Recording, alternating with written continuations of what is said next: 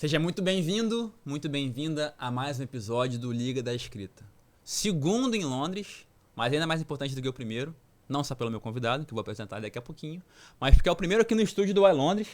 Vim aqui, conheci o Otávio, deu match, estou de volta. Primeiro motivo pelo qual esse episódio é muito especial. Segundo, presença de Sandro Vita aqui, um prazer inenarrável. Estou um pouco nervoso, não só pelo que você representa, mas pelo teu garbo e elegância. Produção, dá pra você colocar aqui um terninho na edição aí em mim, por favor? Olha que homem maravilhoso. Cadê o Sony Vega, né? Cadê o Photoshop?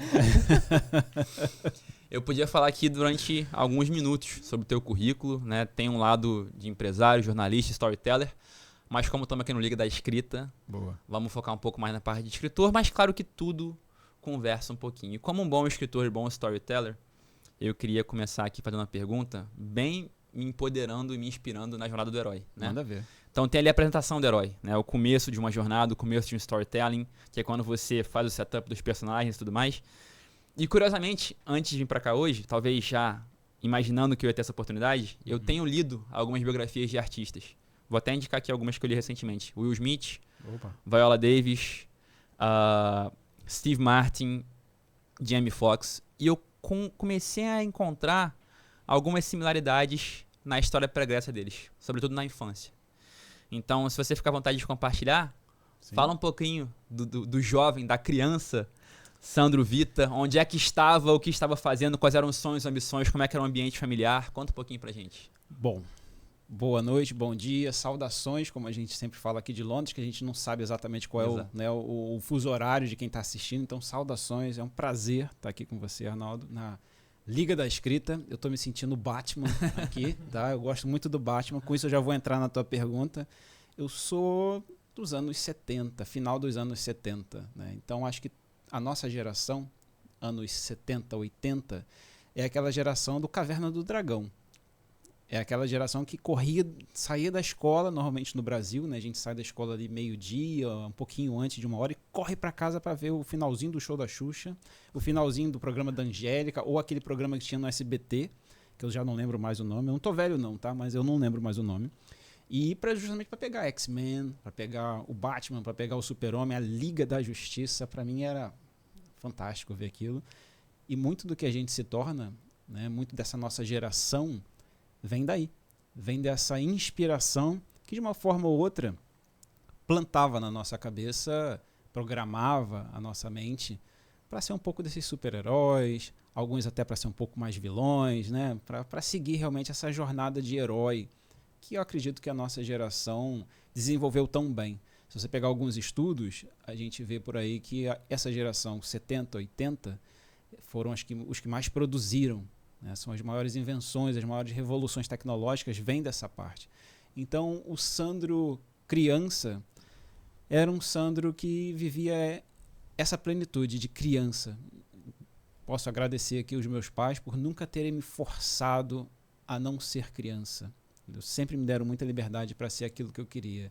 Eu sou aquela criança que literalmente botava o cobertor nas costas e fingia que era o Super-Homem, pulava da cama e ia para a escola às vezes, né, com um chapéu, com aquele pirulito na cabeça, né, aquele pirocóptero na cabeça e meio sem, tipo, né, na nossa época também tinha bullying, só que a gente não chamava de bullying, e o pessoal vinha, implicava e tal, vou falar um palavrão aqui, não sei se pode, mas caía na porrada com o pessoal, porque, né, e tá com isso aí, é o Kiko do Chaves e tal, não sei o quê, o Kiko o quê? Né, e era a nossa geração, que eu acho que foi uma geração muito boa.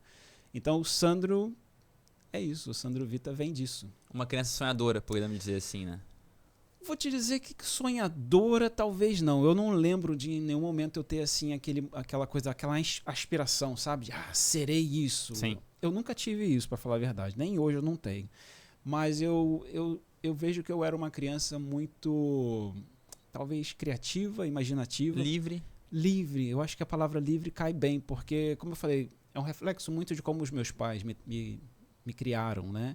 Então eu sempre tive liberdade de expressar aquilo que eu quisesse. Eu tinha a expressão de botar a capa nas costas e pular da cama para o sofá, né? No Brasil, como eu vivia. Como eu tinha liberdade, de repente, de pegar saco plástico, né? Eu fazia muito isso, pegava o saco plástico e botava fogo para ficar fazendo aquele famoso pinga-pinga. Não sei se quem está assistindo a gente sabe o que eu estou falando. Mas ficava o fogo, fingindo que era um helicóptero, um avião que estava, né, em guerra, destruía meus próprios brinquedos, às vezes, fazendo isso.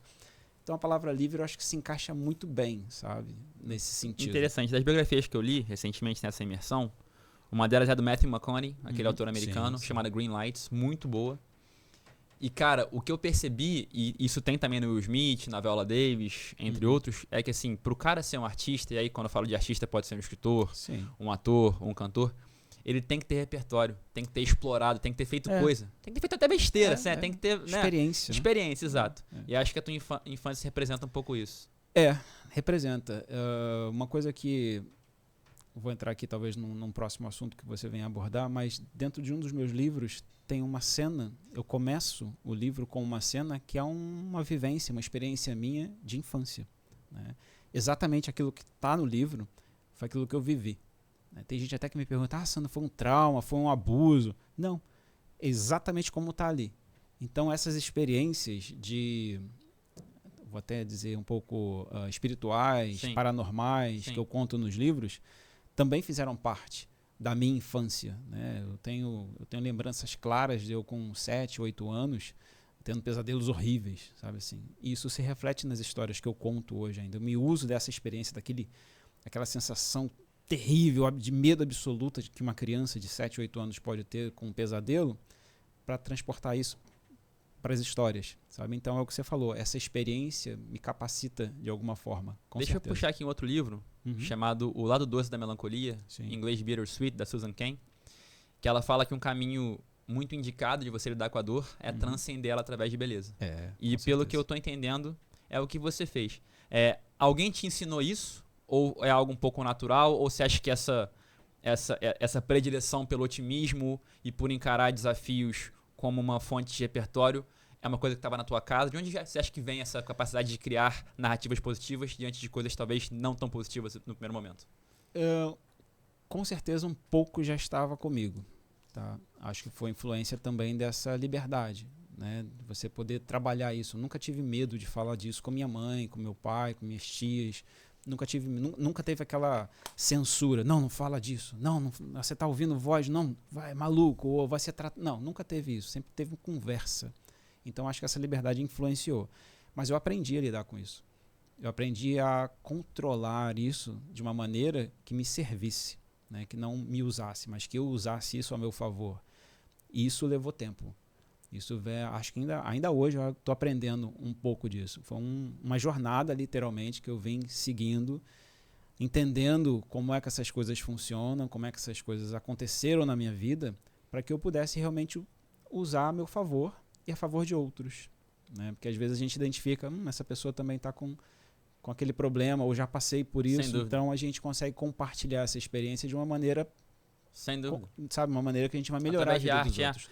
Engraçado, as duas coisas que eu reparei nessas biografias todas, e eu não quis falar antes para não enviesar a tua resposta, foram essa infância exploradora e a segunda, essa capacidade de transformar traumas em arte. E acho que você confirmou a minha tese de que artistas têm essas capacidades. Agora a gente vai fazer aqui... Vai dar um salto temporal. Ok, vamos lá. Otávio aí que também é um cinéfilo. Tem que pular aqui da cadeira, não? Bota a sonora do Sandy Júnior e vamos pular. Vai ter show da Sandy aqui agora em outubro, não sei se vocês estão sabendo. Tô sabendo. Vai. Já estão vendendo ingresso já. Tô com esqueminha. Se quem quiser ir. Pensa aí no filme bom que tem, ou seriado que tem...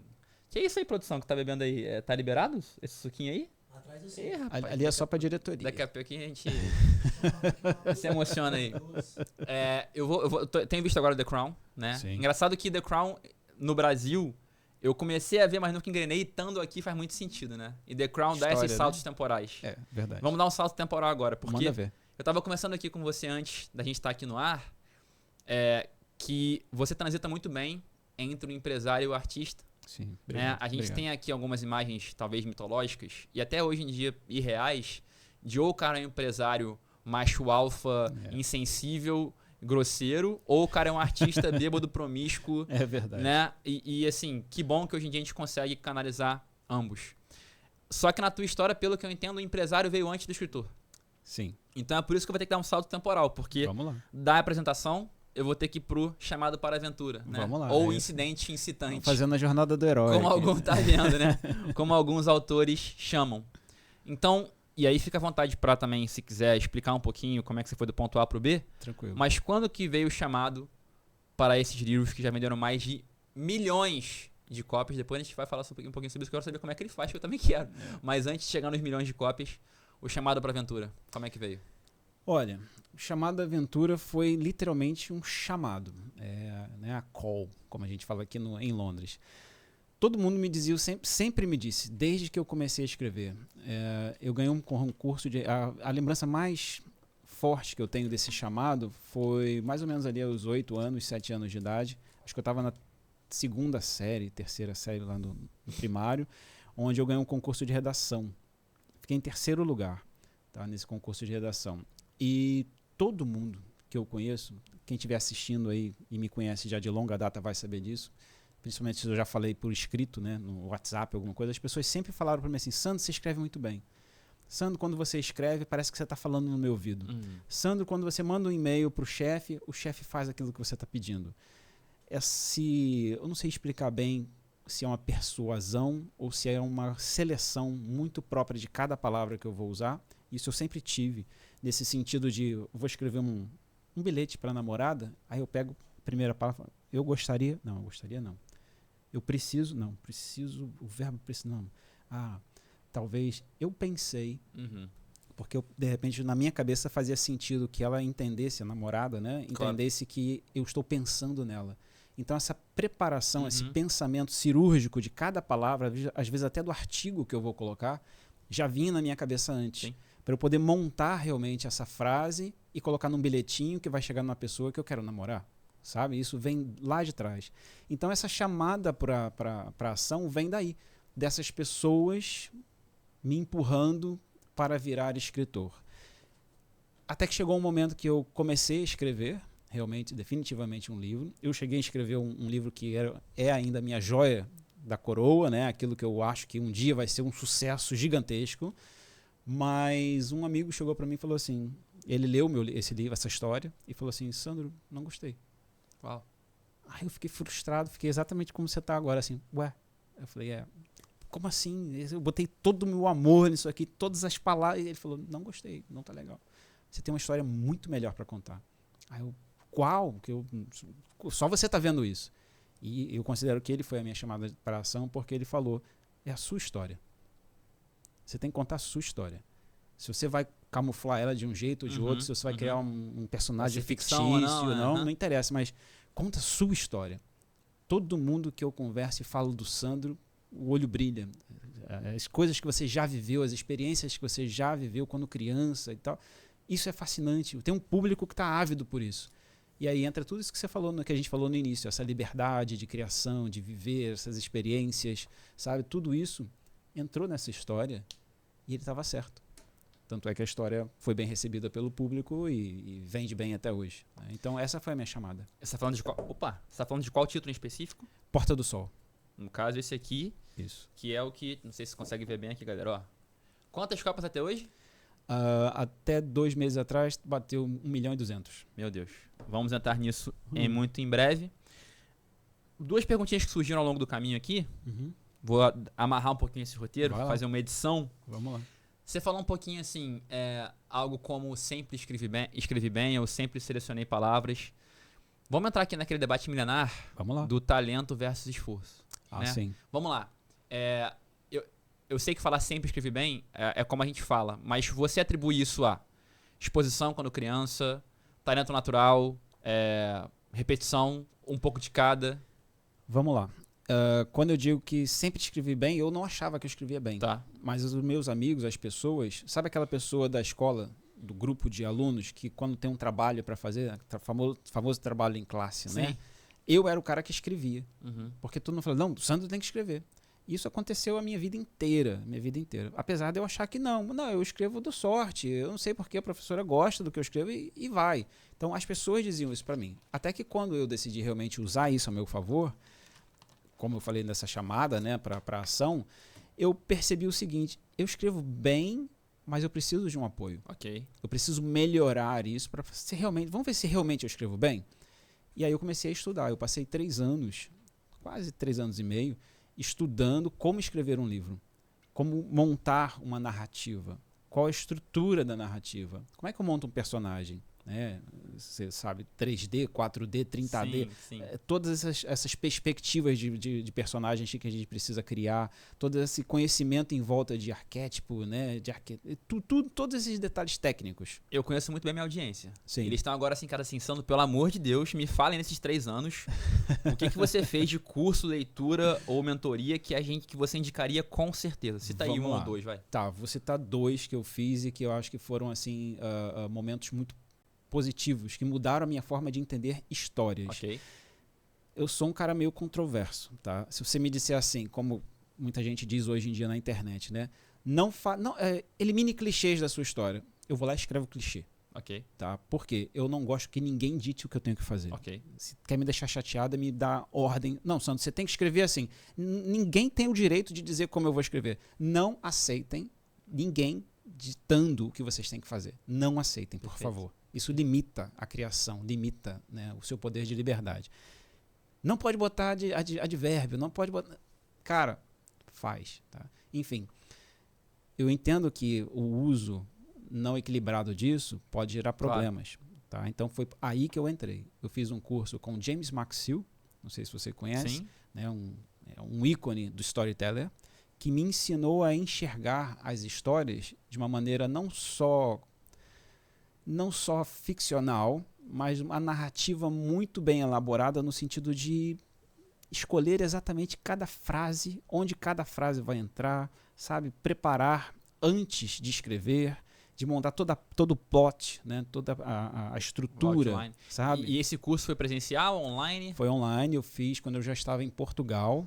E eu estava morando em Portugal e eu tive a oportunidade de fazer um curso online com ele. E quem hoje está interessado nesse curso, o que poderia fazer? É só jogar na internet, depois eu posso te dar por escrito certinho, mas é James, né? James McSill, MCSILL. Tem link de afiliado? Não tenho. Eu já não falo com... James, se você estiver ouvindo, sou seu fã, você sabe disso. Não ganho nada com isso. Ele está morando na Escócia agora, aqui pertinho, né? Já estive com ele algumas vezes. Incrível. Ele tem um programa de mentorias e tudo mais muito... Também curioso. Eu recomendo para todo mundo que é escritor, tá? E todo mundo que quer dar um salto da escrita, principalmente para a parte comercial no sentido de storytelling, ou para escrever scripts, roteiros, porque é sensacional. É interessante como a gente tem esse mito do escritor, né? Já imaginei o cara morando na Escócia, numa casa de campo. E não é nada disso. Não imagino que não, deve ser, né? Não é nada disso. Mas você falou que tinha uma segunda coisa. Isso. O segundo, eu tive a oportunidade de fazer pessoalmente nesse caso, que foi com a escritora J.K. Rowling, né? Sério isso? Sim. Tô tremendo aqui. Também na Escócia. Ela estava num momento em que ela estava abrindo muito especificamente para 115 pessoas. Custou muito caro, mas eu estava num momento que eu podia pagar. Consegui um patrocinador que me apoiou a pagar metade. E eu fiz um curso com ela presencial durante 5 dias. Tá? Presencial, não entendam que eu fiquei do lado dela 5 dias. Lógico. Foram algumas horas durante alguns dias com ela, mas pensa que você vai encontrar aquele cara que é o top da sua profissão. Em qualquer profissão de vocês que estão assistindo em casa. Eu tinha isso com ela, como eu tenho com o Paulo Coelho, que é um escritor que eu admiro muito.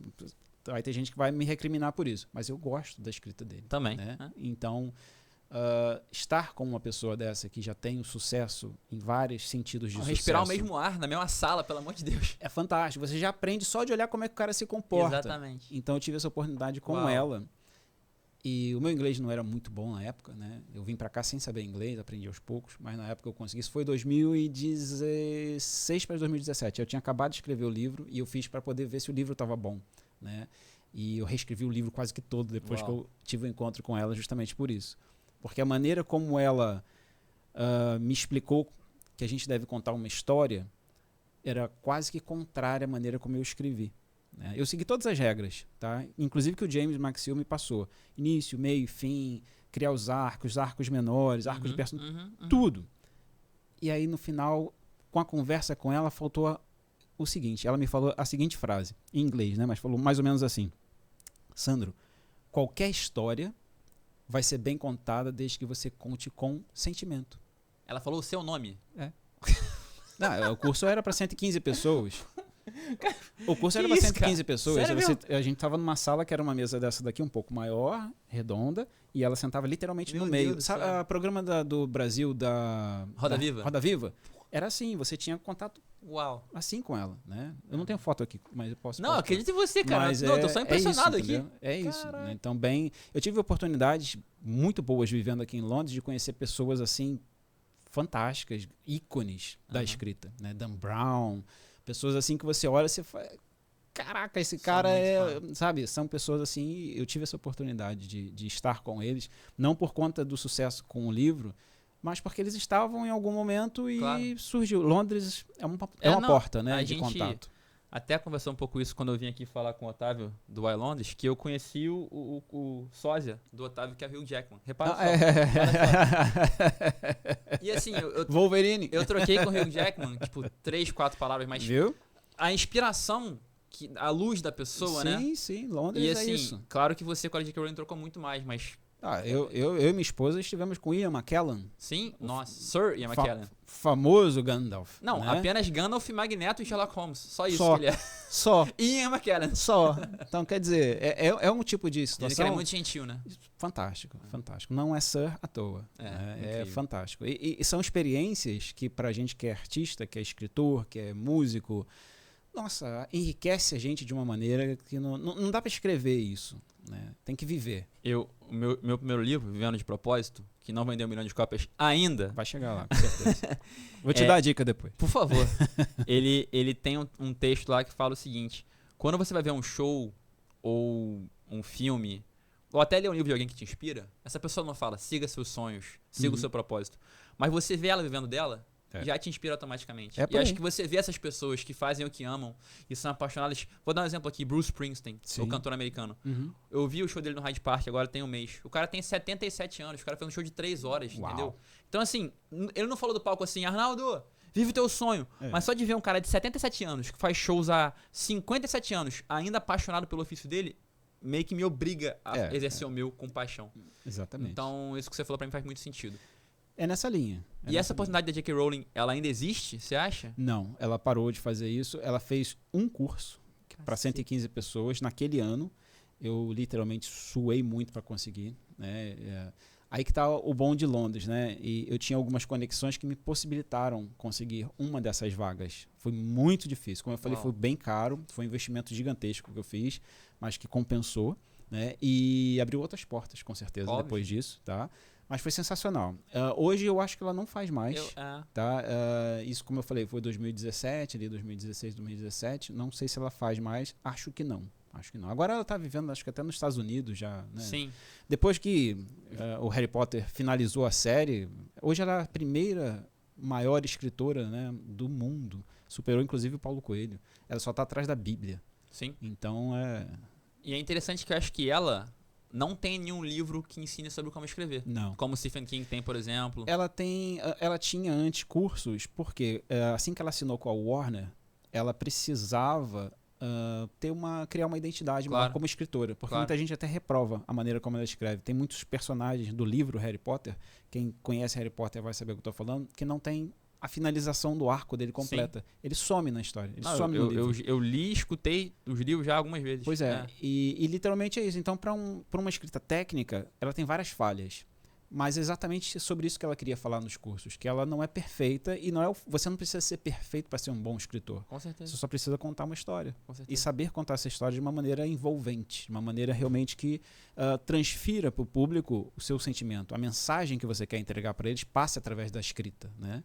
Então era nesse sentido o curso, que para mim fazia todo sentido, porque como eu me considero mais um storyteller, né, um contador de histórias, do que um escritor. Sim. Tá? Eu consigo, graças a Deus, com essas técnicas todas que eu consegui aprender, contar histórias de várias formas. E isso transcende para a minha próxima pergunta, que é: a escrita é uma das plataformas através das quais você conta histórias, porque eu consigo ver na tua fala que isso está presente. Isso. E a pergunta é: o quão importante você acha que é a escrita para treinar a nossa fala?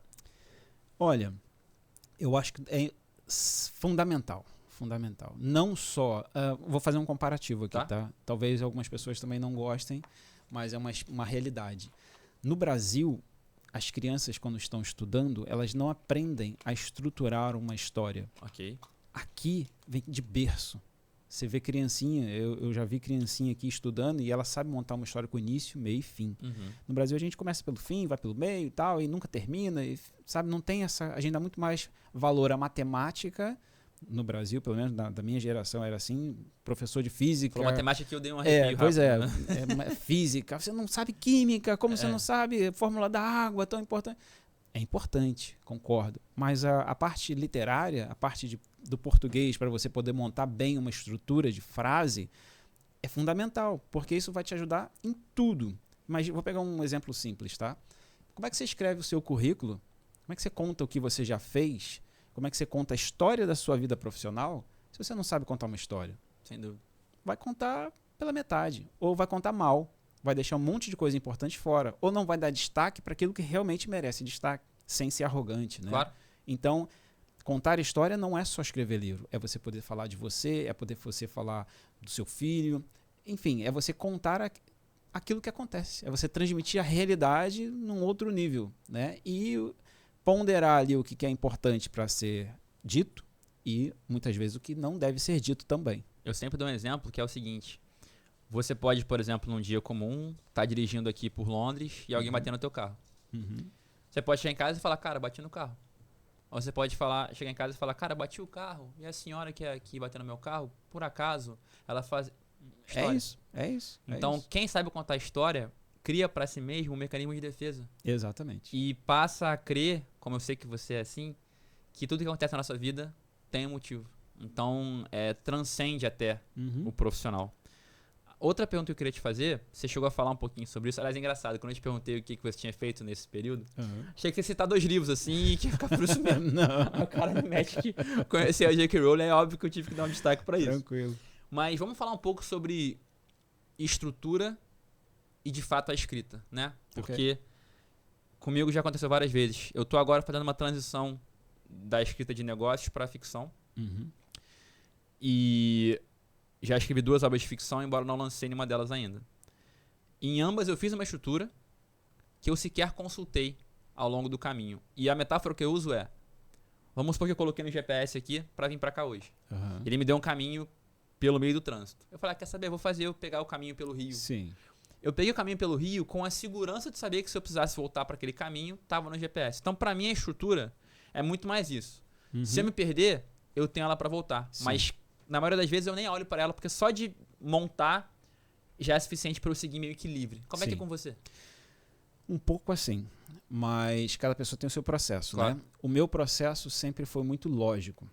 Então, o que eu faço? Antes de começar a escrever, isso eu aprendi, tá?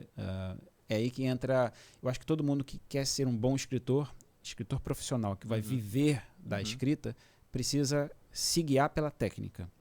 Tá? Você pode ter o seu talento, como as pessoas diziam que eu tinha, né? Escrevo muito bem, mas se eu não tiver uma técnica para montar a história baseada num plot, né? Como é que a gente fala plot em português? Fugiu a palavra aqui. O roteiro, plot mesmo, trama. Né? A trama, né? A linha da história.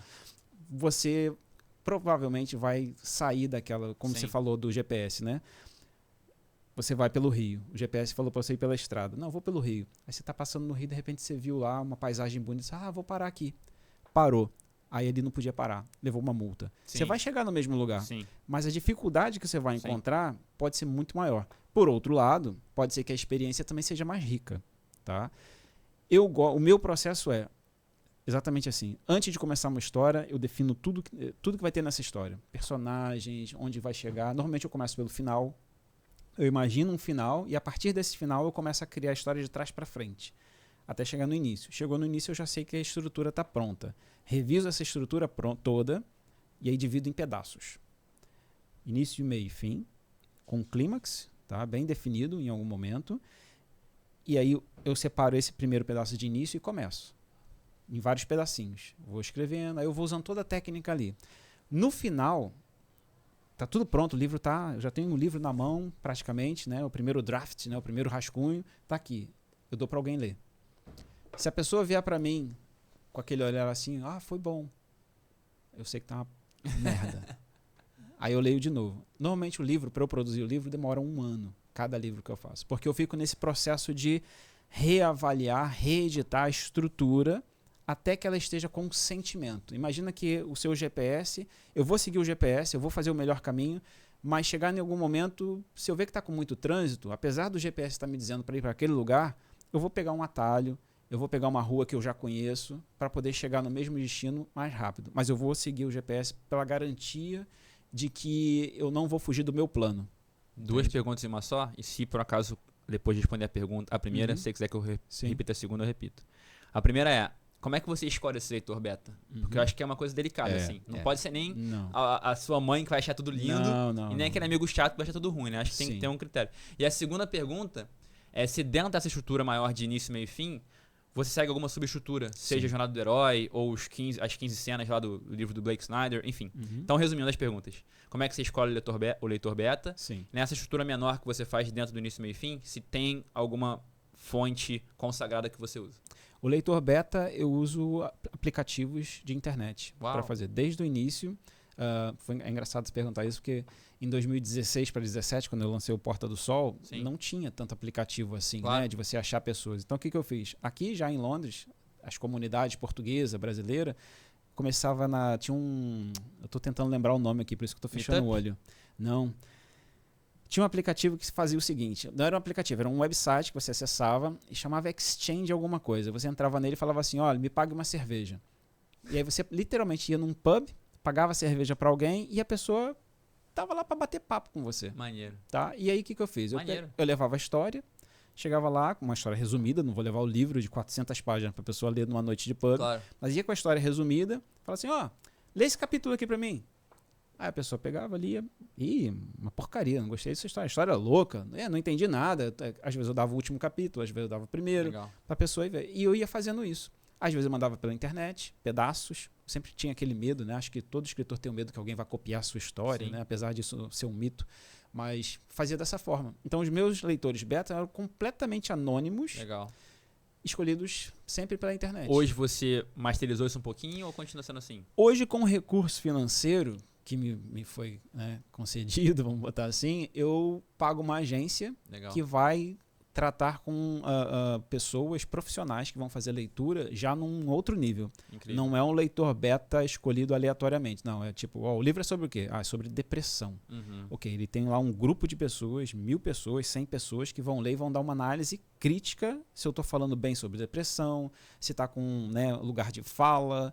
Aí vai ter um monte de critérios que essa agência, vamos chamar assim, vai encontrar nessas pessoas para poder me trazer o máximo da história dentro da mensagem que eu quero entregar, entendeu? Então eu faço dessa maneira hoje, eu não me preocupo muito com essa parte não, que eu já terceirizei. Não, super respondido. E em relação à estrutura, claro, início, meio e fim, mas dentro dela, segue alguma subestrutura, seja a Jornada do Herói ou eventualmente os 5 pontos de virada? Vou falar uma coisa aqui que vão querer me bater depois. Calma aí que eu vou chamar o João Kleber e fazer um para. Como é que é o da Atena? Fecha nele, fecha nele. Pois é, eu não gosto muito desses modelos prontos. Jornada do Herói, ok, funciona. É notório que existe um padrão, existe. Mas eu acho tão bom quando a gente quebra esse padrão, sabe? E uma coisa que eu gosto muito é, por exemplo, se eu vou ter um início, meio e fim, né, a padrão, eu pego a Jornada do Herói e coloco dentro de um arco de um personagem. Entendi. Então, esse personagem dentro daquele capítulo vai fazer uma mini Jornada do Herói ali. E aí você se envolve com a personagem, aquele ali. Ao mesmo tempo a história está se desenrolando. Ok? Isso pode acontecer no início, no meio, no fim, depende, vai de acordo com cada história.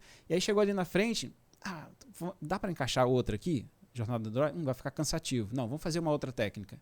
Então eu fico brincando com isso dentro, não de cada pedaço da história, mas eu vou sempre pro personagem. Eu gosto de tratar o personagem como uma história em separado.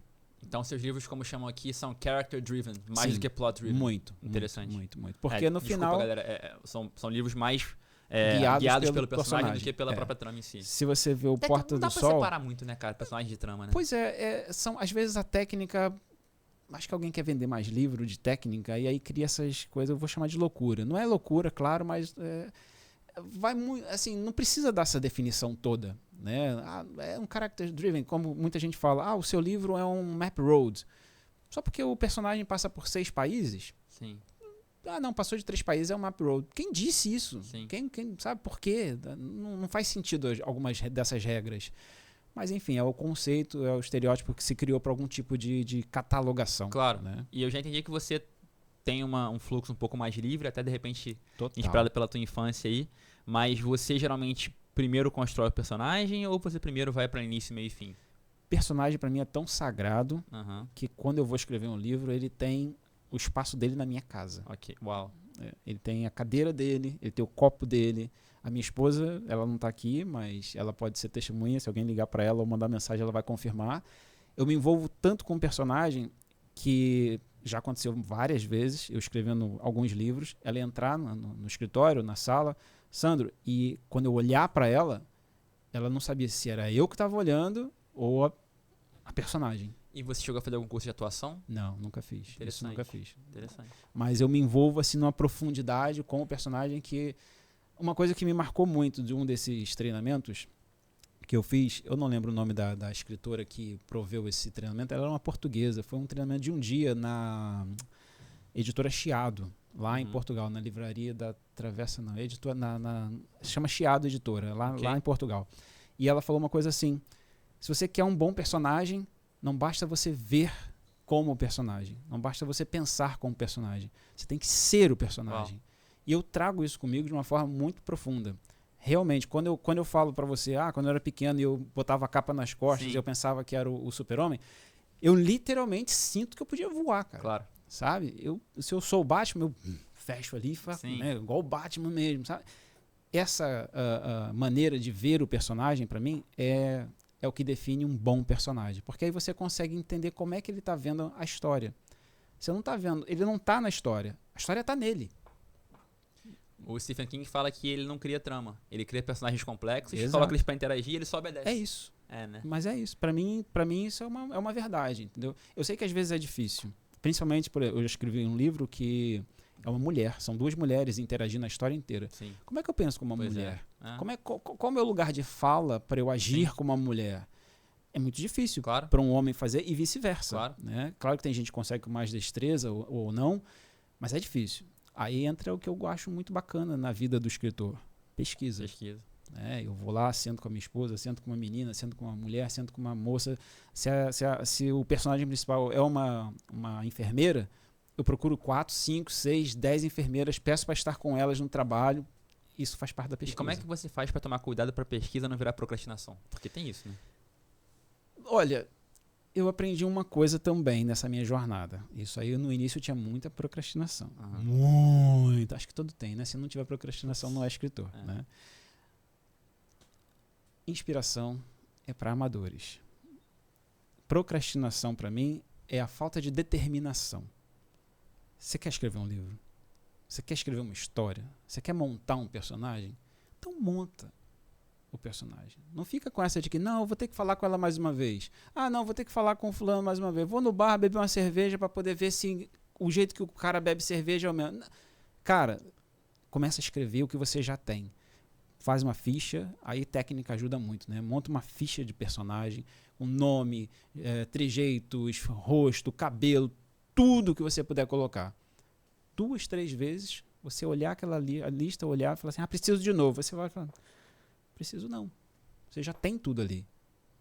Aí vai da sua disciplina, né? Tem gente que tem mais disciplina, tem gente que não, mas, na minha opinião, a procrastinação é a sua preguiça, é a sua falta de vontade de realmente cumprir com o seu objetivo. Eu falo muito nas minhas mentorias de escrita que o bloqueio criativo é um mito criado por autores amadores que não tem técnica ou disciplina. E aí, a gente trocou uma ideia no telefone aqui antes disso, e pelo que eu entendo, você também é mais da escrita diária do que de esperar um raio te bater.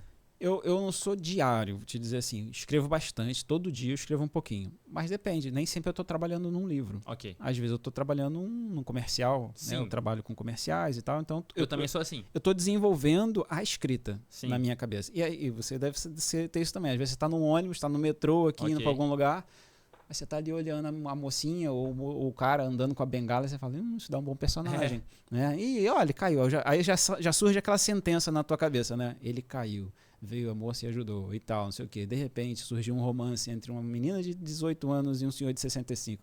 Você começa a criar uma história na tua cabeça. Você grava áudio, anota, o que você faz geralmente? Eu uso muito o Notes do telefone, Sim. né? Eu gosto de escrever ao invés de falar, apesar de falar às vezes usar também para ficar mais fácil, mas eu gosto de escrever para poder memorizar melhor na minha cabeça. Perfeito, né? concordo. Eu acho que funciona melhor para mim. E você nessa rotina assim, você geralmente tenta honrar um horário e um local ou isso varia? Eu tenho um ritual, né? Eu não tenho uma disciplina de dia e horário, mas eu tenho um ritual. Eu criei um ritual para mim, que também foi uma técnica que eu aprendi, de quero escrever, hoje eu vou escrever. Eu vou para minha cadeira, sento com as minhas coisas, que ninguém pode mexer, né? A esposa sabe, criança em casa sabe que não pode mexer, é o meu cantinho. Eu ouço 2 músicas. Tem 2 músicas específicas que eu ouço que despertam realmente... Que são? Pois é aquela música do Código da Vinci, aquela só trilha sonora, tá? E a segunda, qualquer música que não tenha palavra, por 1 minuto e meio. Legal. Qualquer música, pode ser até um samba, mas não pode ter letra. Okay. Só ou qualquer coisa assim, tá? Não tem uma música específica. Mas a do Código da Vinci entrou para mim, por quê? Quando eu estava aprendendo a técnica, a pessoa me falou, você precisa de um trigger, né? Um gatilho, para despertar esse momento, para o seu cérebro entender que você entrou no modo escritor. E eu comecei a fazer isso, porque eu gosto da música do Código da Vinci, então eu fiquei ali, fui indo. Hoje, quando eu vou sentar para escrever, eu posso estar chateado com alguém, pode ser o que for. Eu ouço aquela música na rua, às vezes eu estou andando, tá? Ouço alguém tocando, eu já incorporo ali, parece uma possessão mesmo. Parece que vem ali alguma coisa e eu entro no modo escritor. Interessante você citar, porque o curso do Dan Brown no Masterclass, que é um aplicativo fantástico, foi um dos que mais me inspirou também. Então, você ter conhecido e ter essa inspiração tem muito a ver com o que eu acredito. Agora, pergunta de 1 milhão de libras. Porque estamos, dólares. É dinheiro, hein? Dólares. Libras. Quando você sabe que um livro de fato terminou? Porque dá para escrever para sempre o mesmo livro, né? Dá. Tem 2 partes aí nessa sua pergunta, né? Assim, quando o autor acha que terminou, né? Ou quando realmente a história entende-se que terminou, né? Se você seguir a técnica, se você tiver um plot bem definido, uma estrutura bem definida, onde termina a história, onde ela começa, onde é o clímax, dificilmente você vai prolongar ela. Muito difícil. Você pode ler, reler, mas você sabe que terminou ali. E não dá mais para estender a história. E aí entra a segunda parte da pergunta. O autor, às vezes, desenvolveu a história, terminou, está todo mundo fechado, todas as peças entregues, a mensagem bonita e tal, mas ele acha que pode melhorar. Pode melhorar. Esse capítulo aqui não ficou perfeito. Esse personagem aqui tá... Não, dá. Chega um momento em que você tem que parar e ter a consciência de que a perfeição é só para Deus. Não existe. Né? Amém. Então, eu me coloco 5 edições profundas, tá? Não é aquela edição, eu vou fazer a edição hoje. Não, senta lá e vai fazer o seu trabalho. Você vive da escrita. Né? Se você estivesse trabalhando num banco, você não ia sentar lá, hoje eu vou ver quanto é que o pessoal está devendo aqui no banco. Não, você senta lá e vê quem está devendo no banco. É sério. Né? A tua vida depende daquilo. A família depende daquele dinheiro que vai vir dos teus livros. É bem sério que eu vejo as coisas assim, tá? Então, eu me coloco 5 edições. Terminei, faço a primeira revisão, deixo um tempinho, não vou deixar um mês não, tá? Quando eu digo um tempinho, 1 dia, 2, só para a cabeça espairecer, volto de novo. Perco ali, por isso que eu demoro 1 ano para escrever um livro. Porque eu fico nesse processo ali até eu achar que tá legal. Vamos supor que bateu a quinta edição que eu fiz, eu ainda acho que não tá legal. Não sou eu mais que tem que fazer. Eu entrego para alguém.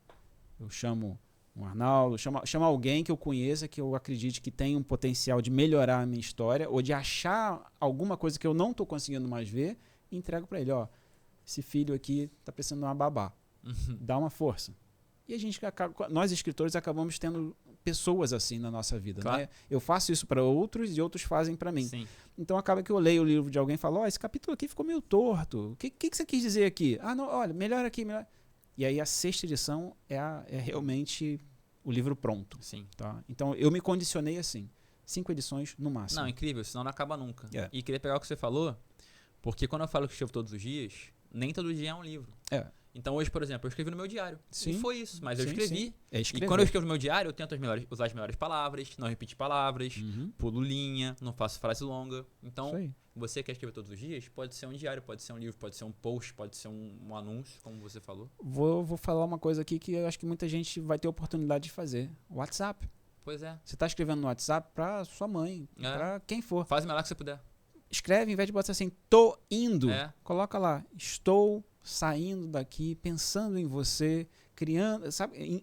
Melhora a narrativa, melhora a maneira como você vai usar as palavras para entregar a mensagem que você ia entregar com tô indo. Você incorpora uma crença que eu tenho, e aí, independente de religião, assim, você vai ter na Bíblia ali a palavra, né? Sim. Como algo muito poderoso. Isso. E eu não acho que a palavra tá aqui com a gente pra gente só falar. A gente Com tem certeza. a chance de tornar a vida das pessoas melhor com a palavra, né? Sim. Então eu também levo isso muito a sério, cara. Uhum. Qualquer interlocução que eu tenho com qualquer pessoa, nem sempre eu consigo, mas eu tento tornar a vida dela um pouquinho melhor. E eu vejo que você leva também É exatamente com isso. essa seriedade, a gente tá muito alinhado. Eu já recebi essa mensagem algumas vezes de algumas pessoas muito, muito importantes, tá? E é uma coisa que eu carrego comigo também. Você que está, né, acompanhando a gente aqui, que é fã do Arnaldo e acompanha, se você quer ser um escritor ou se você já é um escritor, é uma das responsabilidades mais profundas que existe. Já diz o ditado, né? Palavras o vento leva, mas se você escreveu, ficou. Tá? Então, assim, quem escreve, se escrever mal, tem o poder de destruir uma vida. Sem dúvida. Eu vou pegar até o gancho aqui da Bíblia, né? Sim. Deus não fez um CD nem um DVD. Ele escreveu um livro. Sim. Mandou escrever um livro e tem o poder dele ali. Então, assim, olha a responsabilidade que você tem quando você está copiando essa iniciativa, né? Você está escrevendo um livro. Quando alguém lê aquela mensagem que está ali, se você colocou errado uma vírgula, uma palavra, tem gente que pode até se suicidar por aquilo. Comunicação bem feita salva vidas. Comunicação mal feita gera guerras. Exatamente. Então, a responsabilidade que um escritor tem é gigantesca. E existe aquela crença que, não, eu sou um artista, então eu posso levar na brincadeira. Não. Cara, o negócio é sério. Escuta o rapaz aqui, que tem muito fundamento. Vou pegar um gancho rápido aqui. Claro. O livro Leis, esse livro aqui, ele foi escrito numa noite. De supetão, Uau. assim. Veio uma inspiração e a gente escreveu ele inteiro. E eu recebi um feedback uma vez, um e-mail. Quando você fala gente, é o quê? Você e o espírito? Não sei, porque às vezes eu acho até que não sou eu que escrevo, sabe? Eu falo a gente também. Porque eu digo que os livros não são meus, são histórias que eu escrevi. Sim. Né? Eu fui o instrumento para essa... Eu não sou espírita não, tá, gente? Não tenho nada contra quem seja. Mas, sinceramente, algumas pessoas me perguntam umas passagens do livro Porta do Sol, eu fico assim, será que eu não lembro disso? Aí, às vezes, eu leio de novo e falei, caramba, eu lembro de agora tá no computador, mas eu, sabe, parece que foi realmente outra coisa que escreveu por mim. Enfim, essa mensagem que eu recebi do livro Liz fala de depressão, fala de suicídio, né? Fala de um montão de temas muito delicados. E a mensagem que veio foi exatamente dizendo que, de acordo com a maneira como uma pessoa que estava naquele momento difícil da vida dela leu o livro, era um pai falando, literalmente o comportamento do meu filho mudou depois que ele leu esse livro. Eu posso dizer que você salvou a vida dele. Uau. Pelo livro. Eu não. A história salvou a vida dele. Sim. Você vê isso num e-mail de um desconhecido na sua caixa de e-mail, cara... Faz tudo valer a pena, né? E ao mesmo tempo faz valer a pena, mas para mim trouxe a importância que tem de eu escrever perfeito. Responsabilidade. O quanto a minha responsabilidade é profunda. Sim. Sobre o que as pessoas vão ler. Né? Eu não posso escrever qualquer coisa. Eu não tenho o direito de tentar transformar a vida dos outros escrevendo mal. E é delicado porque ao mesmo tempo que você não tem esse direito, você também não tem o direito de privar as pessoas. Exatamente. O que tá falando? O Marcão passou aqui. Você está trabalhando ou tomando cerveja? Marcão Ao mesmo tempo que você não tem direito de fazer um trabalho ruim, porque pode impactar, você também não pode deixar aquilo na gaveta buscando o perfeito, porque... Não. Tem que deixar compartilhar, sair. Né? Porque, como você falou, você é um instrumento de algo maior. Exatamente. Algo nesse mundo te escolheu para trazer para o mundo essas palavras. Então, você tem que fazer. Então, você encontrar esse equilíbrio entre, cara, eu tenho que fazer o melhor que eu posso, porque eu tenho uma responsabilidade, mas eu não posso também deixar isso na gaveta, é delicado e aí que mora o segredo. É uma questão de, não é disciplina, mas de autoconhecimento até, né?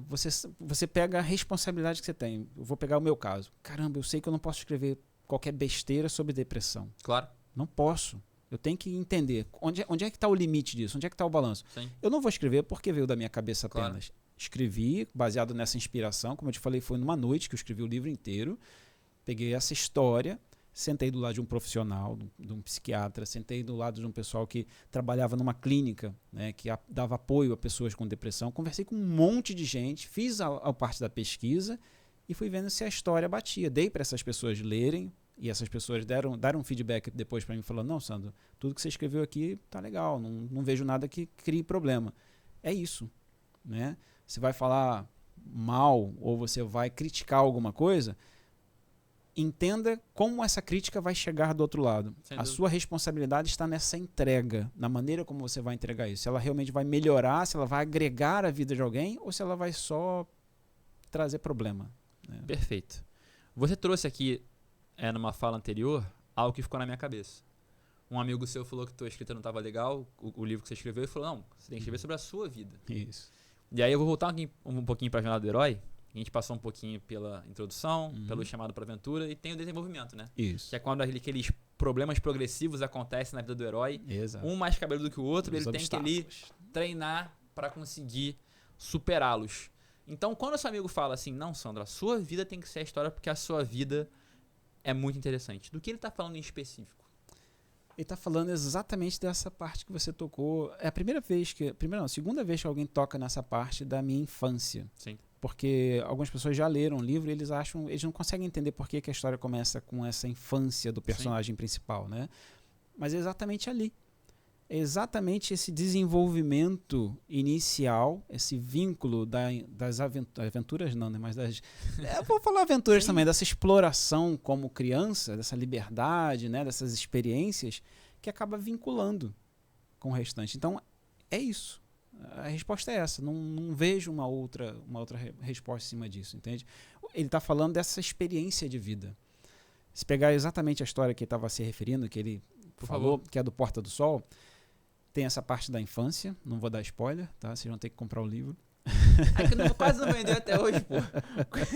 Chegaram no 2 milhões aí, gente. Vamos lá, dar uma moral. Vou contar esse pedacinho no início, porque é um pedacinho bem interessante. Tem gente que, quando lê, acha que é uma história de terror e não é. Ok. Né? Assim, quando eu tinha mais ou menos 5 anos de idade, eu acordei um dia, à noite. Meu pai ia levar a minha mãe para trabalhar. Meu pai estava desempregado e minha mãe estava trabalhando na casa de família.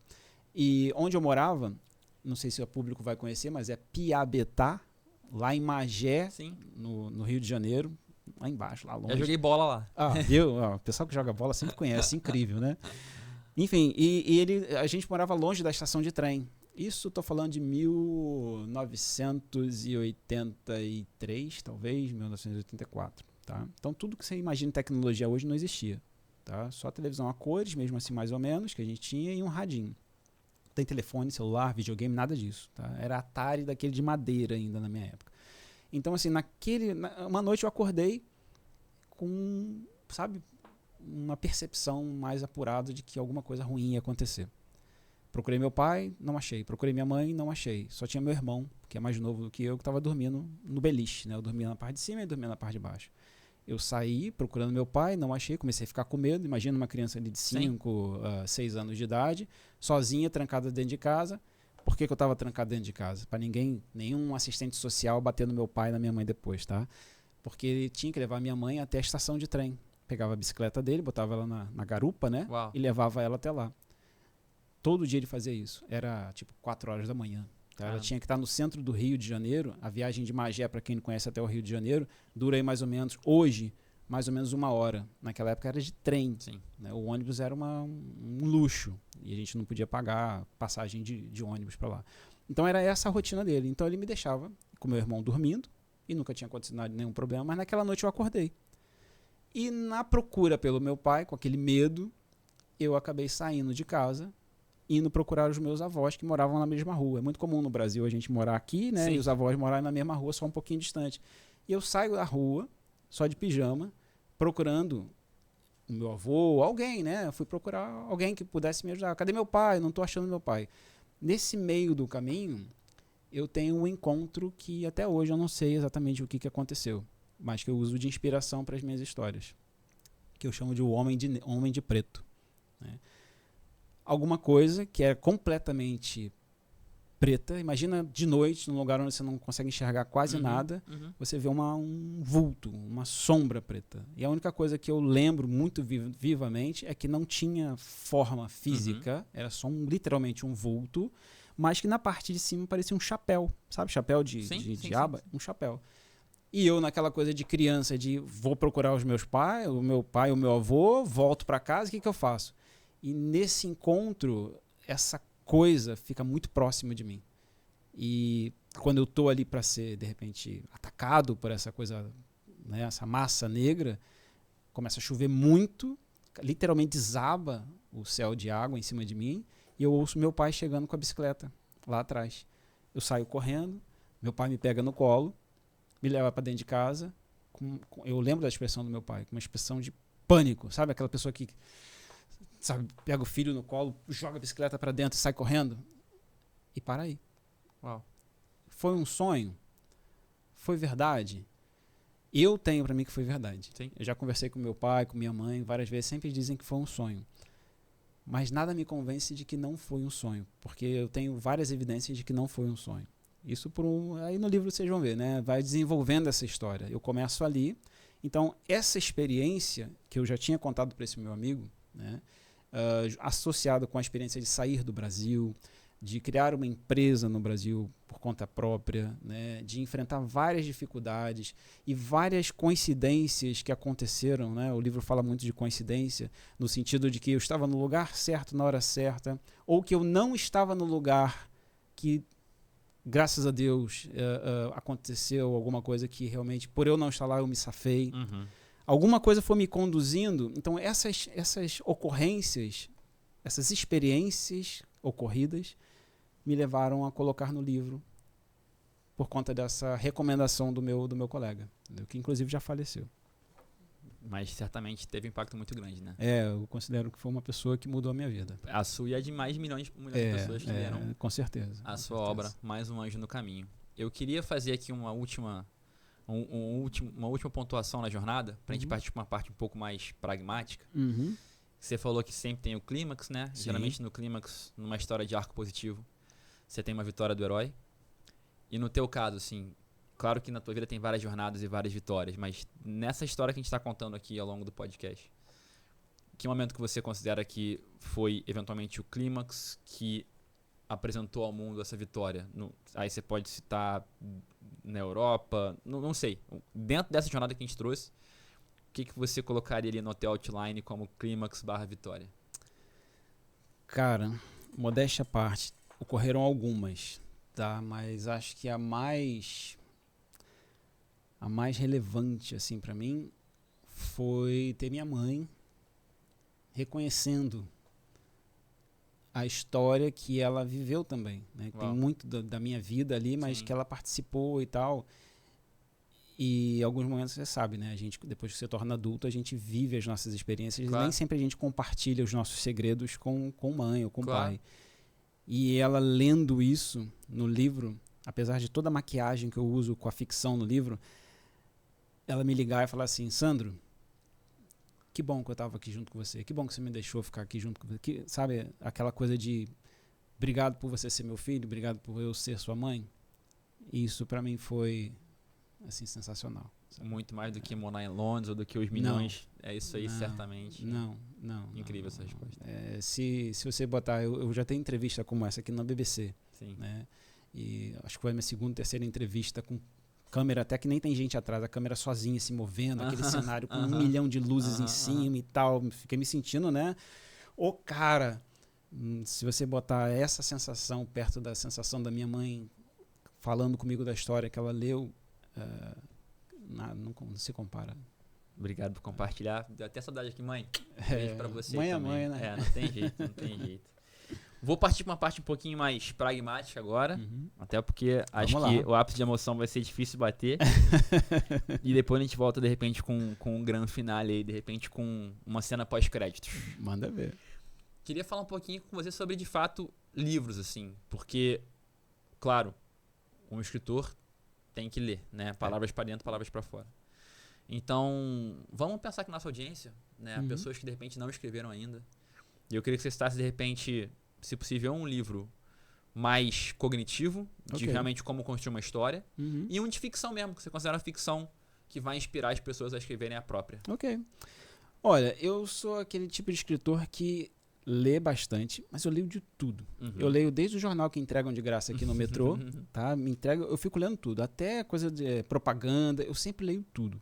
Eu não gosto de recomendar para as pessoas, não é que eu não gosto, eu não recomendo mesmo, um livro específico ou um gênero específico, porque isso é pessoal. Claro. A minha recomendação é sempre assim. Qual é o tema que você gosta? Do que você gosta de ler? Tem gente, eu conheço escritores que um escritor específico, ele é contador.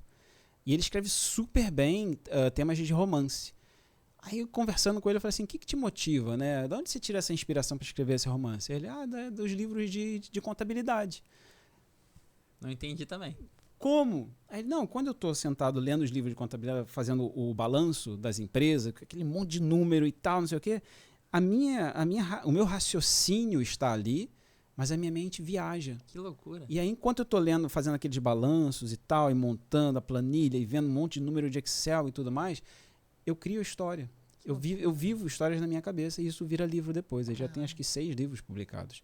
Então, assim, se eu disser para o pessoal, vamos ler lá um livro do Dan Brown, do Paulo Coelho, leiam Paulo Coelho, eu acho que eu limito aquela liberdade da pessoa escolher por conta própria. Né? Nada contra quem recomenda. Né? Ou você mesmo citou vários autores aqui, acho fantásticos, leio a maioria deles, mas eu não gosto de dar esse caminho. Eu acho que a pessoa tem que achar o caminho.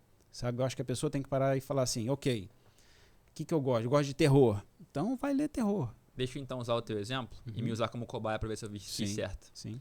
Eu com, sei lá, 10 anos, minha vozinha que já não está entre nós, está no plano superior, certamente me deu de presente o E Não Sobrou Nenhum, da Agatha Christie. Sim. E desde então me apaixonei pelo gênero de mistério. Mas engraçado, cara, eu não gosto de mistério muito forense, não. Sim. E a cabeça explodiu. Não, eu gosto de mistério um pouco mais leve, como Agatha Christie, Sherlock Holmes. Sim. E o seriado Only Murders in the Building, com Steve Martin. Sim, bom assim, também. São mistérios quase cômicos. Tem uma linha de cômico nele, né? Tem até um recente chamado The Maid, muito bom. Então, o que eu fiz, tá? Eu falei, cara, o que eu gosto é de mistério. Sim. E olha que eu demorei um pouco para encontrar. E existe eles chamam de, acho que é Comic Mysteries. Ok.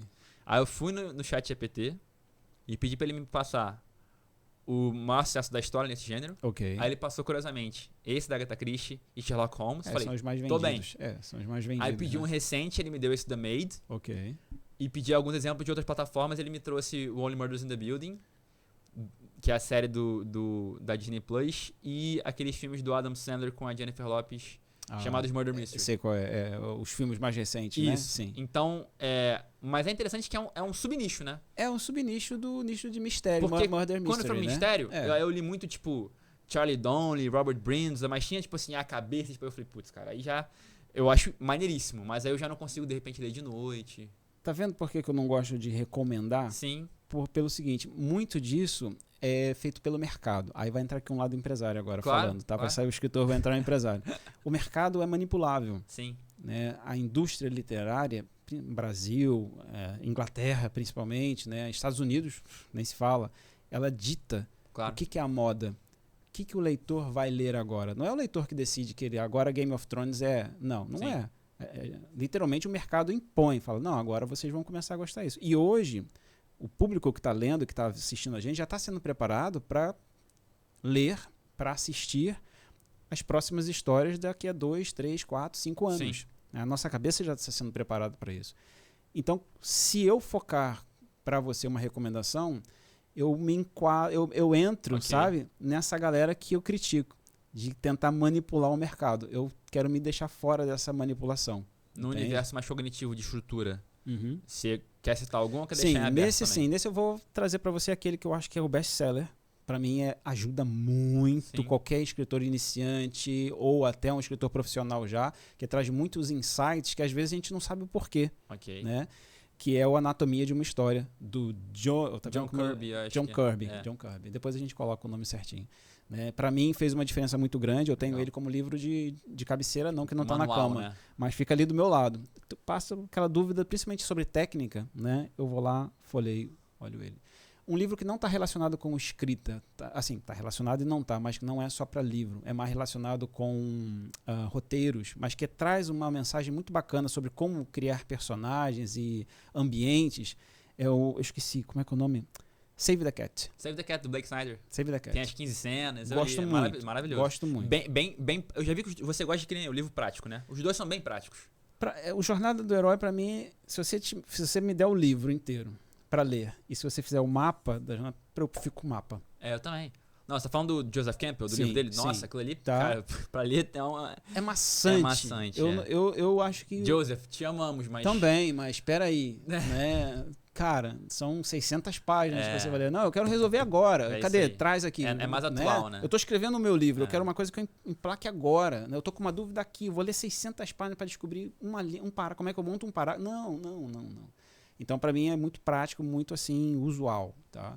Então, por isso que eu não vou entrar nessa linha de recomendar alguma coisa de gêneros. Escolham o seu e leiam sobre ele, porque normalmente quando a gente se identifica com, a gente segue essa linha. E aí pode até usar essa linha que você falou. De repente a pessoa vai ser até, com essa liberdade, ela vai criar um próprio gênero. Sim. Né? O meu livro é um livro de mistério que se encaixa, segundo algumas pessoas, na linha do road trip, né? Livro de viagem no sentido de descobertas, né? De jornadas. Então, quer dizer, todo mundo que me recomenda, críticos que leem, fala assim, não, você não pode colocar um road trip com um livro de mistério. Quem disse que não pode? Você cria um gênero único, né? Legal. Eu fiz, coloquei, e o leitor gosta. Se você crítico não gostou... Perfeito. Sinto muito.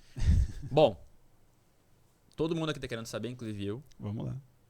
A pergunta de 1 milhão. Literalmente, né? Eu tava no telefone com ele, Otávio. Acho que foi semana passada, né?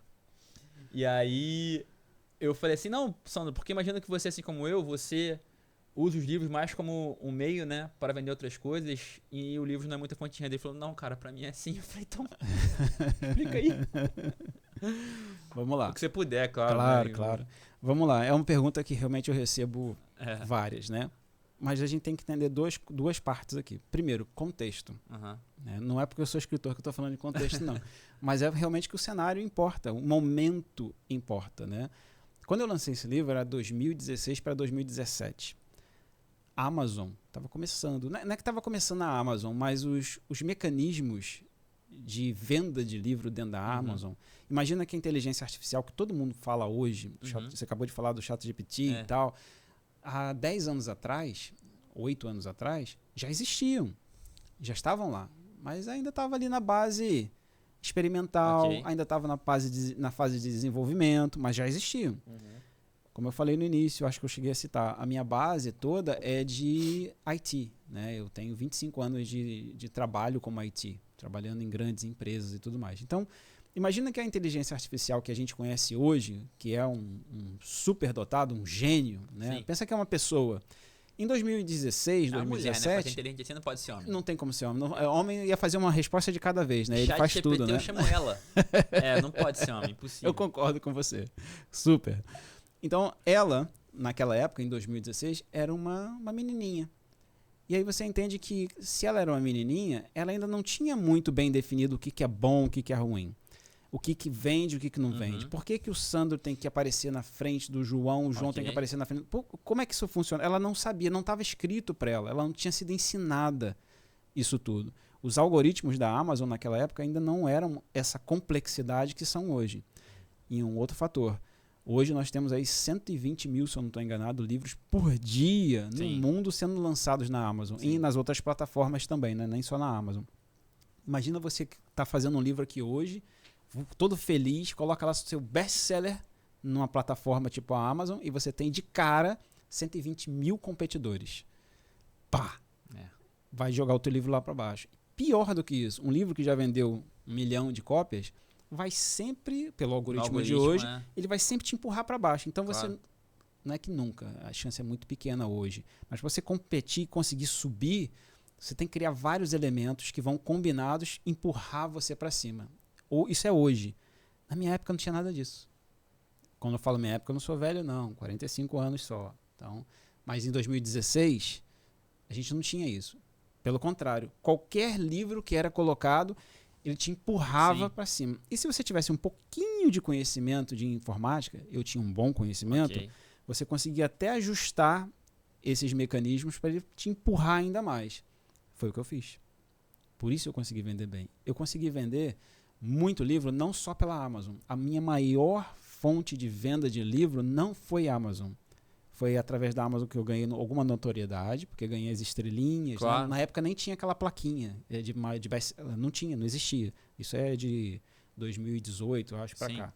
Enfim, como é que eu fazia? A partir do momento que eu comecei a aparecer na Amazon, que eu tinha aquele ranking, que eu estava lá best-seller em primeiro lugar por 2 meses, 15 dias, o que fosse, fazia um print daquilo. Isso é fato, tá? Eu nem fazia print no telefone, eu imprimia na impressora, fazia o print screen, né? Imprimia e mandava aquilo por correio para algumas empresas que eu sabia que tinha potencial. Aí entra o empresário. Eu já morava aqui em Londres, eu queria que a Latam, uma empresa que toda vez que eu viajava para o Brasil, tinha um livro disponível dentro do avião. Uau. A Latam tem por avião 350 passageiros. Cada passageiro precisa de um livro. Na Latam, você quer dar um livro de graça aí para os teus passageiros durante 6 meses? Olha, depende quanto custa. Custa 2 libras, $2. Ah, $2? Pô, que livro é esse? Ah, tá isso aqui, fala assim, tal. Ah, como é que funciona o livro? São 400 páginas, é muito pesado, não cabe no avião. Tá bom, vamos fazer o seguinte, eu te dou os primeiros 2 capítulos. Quem quiser ler o restante, vai online e lê online, compra de novo, ou compra com desconto, ou compra whatever. Bum! De cara você vende 5.000 livros. Porque você vende não só para eles, mas também tem o upsell depois quem quer comprar o resto. Entende? Uau. Então, vender livro não é só escrever livro. Entendeu? Para você vender, você precisa de uma estratégia. E aí entra o lado empresário, entra o lado empreendedor. Como eu falei, eu já era empreendedor antes de escrever o livro. Eu só juntei as 2 coisas. Né? E a partir do momento que você tem essa visão corporativa de saber, eu vou escrever uma história para um público X. Onde está esse público? Como é que eu vendo? Será que a mãe que está viajando sozinha com 5 crianças vai comprar o meu livro numa livraria? Não vai. Não vai. Mas se o meu livro estiver dentro do avião, de repente ela vai pegar o meu livro, ela nem vai ler, mas vai dar para as crianças. Criança, segura aí, 5 minutos de sossego. Vê o livro do Sandro aí, que pelo menos esse sossego faz. Para mim não importa. Para mim o que importa é que alguém já pagou esse livro que ela está dando para ser talvez até destruído na mão das crianças, que foi a Latam. Isso corrobora o que a gente falou aqui no começo. O Sandro, ele combina muito bem o lado do escritor, vocês viram aqui o conhecimento dele, mas também o lado empresário, vendedor. Tanto é que Robert Kiyosaki fala, né, do Pai Rico, Pai Pobre. Exato. Meu livro não é um best written, ele é um best seller. Eu tenho que saber vender. Claro que escrever também, mas se não souber vender não adianta nada. Eu digo que não tem, isso é clichê, né? Não tem história ruim, tem história mal contada. Pois é. Não tem venda mal feita, né? Tem venda mal preparada. Se você planejar a venda, se você tiver essa percepção de entender que não tem... Todo mundo é um cliente em potencial. Ok. Se a pessoa não quer comprar o seu livro, você tem que achar uma maneira do seu livro chegar até ela. Sim. É fato que hoje a maioria dos leitores não, vamos chamar assim, a maioria dos compradores de livros não leem os livros. Sim. Tem o livro para ter na estante. Ok. Né? Eu tenho aqui em Londres, você vai em vários lugares que você vai ver o meu livro, eu pergunto, aqui, esse autor é bom. A pessoa às vezes não me conhece, fala, esse autor é bom, eu já li esse livro. Já leu? A pessoa, não. Por que você tem esse livro aí em inglês? A maioria das vezes em inglês. Eu comprei, a amiga minha me deu de presente que parece que estava bombando aí, compraram. Depois ele lê, parece boa a história e tal. É isso. Sim. Me importa? Dói um pouquinho. Confesso que dói um pouquinho você ter o seu livro lá e a pessoa não ter lido. Mas se você levar para o lado cru da comercial, o que importa é que ele comprou. Alguém comprou, pagou por aquele livro. Entendeu? A maioria das pessoas que me contratam para dar palestra são pessoas que sabem que eu lancei um livro, mas não compraram, não leram. Mas só para eu ter lançado um livro. Entende? Isso já... Então, é nessa linha. Então, quando eu falo, bati 1.200.000 cópias vendidas, tá? Pessoal, não vai entender que eu tô rico, milionário, com 1.200.000 cópias vendidas em dólar, não, tá? O lucro é bem pequenininho em Sim. cima disso. Até porque se você botar... Tem gente que fala assim, mas se você vendeu $1 em cima de cada livro, você já ficou milionário. Ao longo do tempo. Isso aí a gente tá falando de 2016 para Sim. 2017, a gente já tá em 2023, fora que o valor é pequenininho. Claro. Eu já gastei mais do que ganhei. Mas enfim, me deu alguma possibilidade de trabalhar outros títulos e de ter a minha carreira um pouco mais trabalhada em cima disso. Mas para vender livros, eu vejo que a melhor forma é essa. É o escritor desenvolver esse lado escritor-empresário. Por quê? Se você já tem o cuidado de escrever para um público X, você já tem metade do caminho feito. Sem dúvida. Você já sabe aonde, o que, como, por que aquele pessoal vai comprar o seu livro. Claro. E aí, para você chegar até ele, é mais fácil do que você entregar para um vendedor, para uma editora. Os meus livros são todos feitos sem editora, tirando Sim. dos Estados Unidos, que é para Sim. uma editora de lá. Né? Eu abri a minha própria editora para poder ter uma pessoa jurídica controlando os meus direitos autorais, né? E para outras coisas que eu faço com escritores aqui também, né? Que a gente acaba representando escritores do Brasil aqui, de Angola. Sim. Então eu precisava de uma estrutura para isso. De novo, né? Estrutura, igual história. Mas é aplicável. É claro. É aplicável na vida de forma geral. Então é mais nesse sentido, tá? De como você consegue vender livro. O que mais chega para mim é: Sandro, escrevi um livro, como que eu vendo? Senta, cria uma estratégia e persiste nessa estratégia, né? Que você vai conseguir até morrer aquela coisa. Não, adapta ela conforme o mercado. Mas tenha uma estratégia de vendas. Você precisa ser vendedor também um pouquinho. Né? Então, que a gente possa pegar essas palavras maravilhosas e honrá-las e que você possa entender que hoje em dia ninguém vai te escolher. Você tem que se escolher, se dar permissão, saber não só escrever, comunicar, vender e eventualmente ter sucesso parecido com o do meu amigo aqui. Vou até completar aqui o que eu falei. Se você, por um acaso, escreveu o livro e é daquele tipo de pessoa que fala assim: Sandro, eu não consigo vender, eu não sou vendedor. Se você se convenceu disso em algum momento, ache alguém que vende. Ok. Né? Às vezes você não é, você só quer sentar e escrever a história. Você vai ter uma perda. Sim. Você tem que entender que você não vai ganhar 100% se você não vai fazer 100% do tem trabalho. Delegar e assumir que vai ter pessoas fazendo isso. Exatamente. Tem gente que chega para mim e fala assim: Sandro, na sua editora você vai me dar quantos por cento? Vou te dar X%. Ah, mas só isso? Então pega o livro e vai vender você. Exatamente. Tá aqui. É simples, né? Vai fazer divulgação comercial, tudo isso é contigo. Ou então tem a pessoa que quer alguém que venda, mas fica tão exigente porque é o livro dela que não aceita o que a pessoa faz. Então, se você está disposta a terceirizar, saiba que nem tudo vai ser como você quer e que você vai ter que abrir mão de percentual. Ah, não quer? Quer fazer tudo? Então vai aprender a comunicar e a vender. Por aí? É isso. Eu comparo com advogado. Você está com um problema na sua casa, no seu carro, você precisa de um advogado. Você tem duas opções: fazer a faculdade de Direito, se especializar naquilo até o final, 30, o que for, certo? Estudar todos aqueles livros gigantescos, ou chamar alguém que sabe. Sem dúvida. Claro, você não vai chamar qualquer um. Claro. Não, às vezes a pessoa que entende muito é muito cara, você vai achar aquela pessoa que entra na sua necessidade.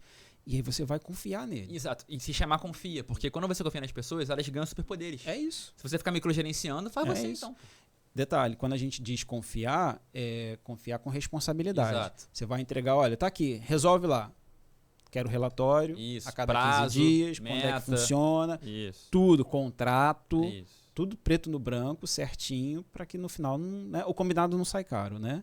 Então é nessa linha. Eu sou muito dessa vertente. Estamos alinhados. Eu queria fazer aqui um grande finale. Manda. Mas eu não sei se meu cachê cobre isso. Já não cobre você com esse terno. Isso, não. Mas eu vou chamar aqui nosso Wolverine para participar desse grande finale. Chega aí, Wolverine. Vem cá. Com vocês agora, Hugh Jackson. É Jackson que chama? Hugh Jackman. Hugh Jackman. Meu amigo de treino. Tá chegando aí. Bora. Eu queria, não é nem o 1% da grana dele, mas o talento dele. O cara canta, dança, atua. Ele é sinistro, né? Monstro. Ele e é um doce de pessoa. Australiano, né? Tô aqui, não sei se eu vou aparecer aqui, não. Fica aqui do meu ladinho aqui, então. Rasta a cadeira. Porque a gente estava conversando aqui antes. Vou abrir a câmera ali pra gente. E abre aí. Eu vou criando contexto para você entrar. Que é muito importante, né? A gente estava aqui debatendo países, né? A gente falou de Londres, claro, falou um pouco de Dublin, Lisboa, aí começou a falar também um pouco mais de uma coisa um pouco mais natureza, remota, Tailândia, Bali. E eu estava falando para vocês, e falo para a audiência, que você estar inspirado, não só pelo lugar, mas pelas pessoas do lugar é muito importante. E estar com vocês aqui hoje é muito legal pra mim, porque em momentos diferentes vocês me abriram portas e bastaram pequenos sinais assim pra ver, cara, esses caras são muito parecidos comigo em termos de energia, atitude. Você mandou uma mensagem no Instagram lá atrás, talvez era o dia que eu tivesse mais na dúvida se eu queria ficar aqui ou não, e aquilo foi uma fonte de força imensa. Você me enviou um áudio ontem que eu te falei, né? Eu falei, cara, esse teu áudio representa tudo que eu acredito sobre a vida. Então, queria agradecer vocês dois por estar aqui hoje, muito importante. E queria fechar com uma pergunta, e queria que vocês respondessem assim, com a alma mesmo, não precisa ser dar um caminho, mas com a alma realmente.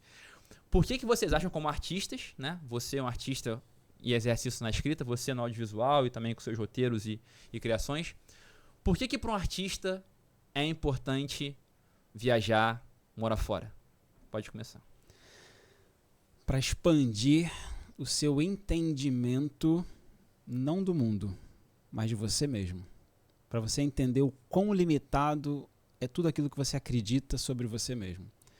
Eu posso falar isso porque até os 31 anos de idade eu nunca tinha viajado. E aí depois eu viajei muito o Brasil. Eu conheço tanto o Brasil que eu só não conheço o Amapá. O resto eu conheço tudo. Já estive em todos os estados. E depois tive experiência de conhecer outros 26 países, 27 países. O Sandro que existia antes de conhecer o Brasil é um.